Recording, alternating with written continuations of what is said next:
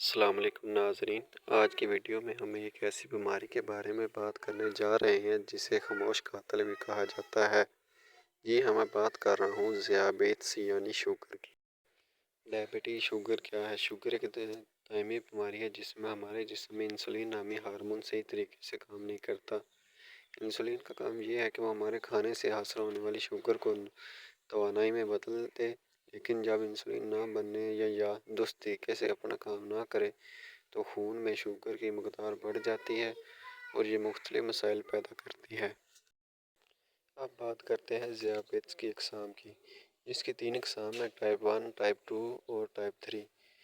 Type 1 ذیابیطس یہ عموماً بچوں یا نوجوانوں میں ہوتی ہے۔ اس میں جسم بالکل بھی انسولین نہیں بناتا اور مریض کو انسولین کے انجیکشن لینے پڑتے ہیں۔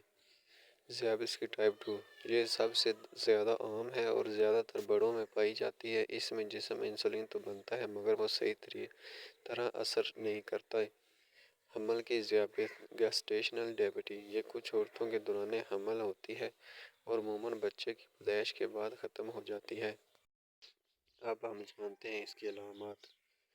بار بار پیاس لگنا، بار بار پیشاب آنا، وزن کم ہونا، زخم دیر سے بھرنا، نظر کی کمزوری، یہ اس کی سب سے بڑی علامات ہیں۔ اور شوگر کے نقصانات بھی بہت زیادہ خطرناک ہوتے ہیں۔ اگر کنٹرول نہ کی جائے تو یہ دل، گردے، آنکھوں اور اعصاب کو متاثر کر سکتی ہے۔ کھانے میں شامل کرنے والی چیزیں۔ شوگر کے مریض سبزیاں زیادہ کھائیں، کھیرا، ٹماٹر، پالک، بند گوبھی، توری، لوکی وغیرہ۔ پروٹین والی غذائیں: مچھلی، مرغی، بغیر چربی، انڈا، زیادہ زردی نہ کھائیں، دالیں۔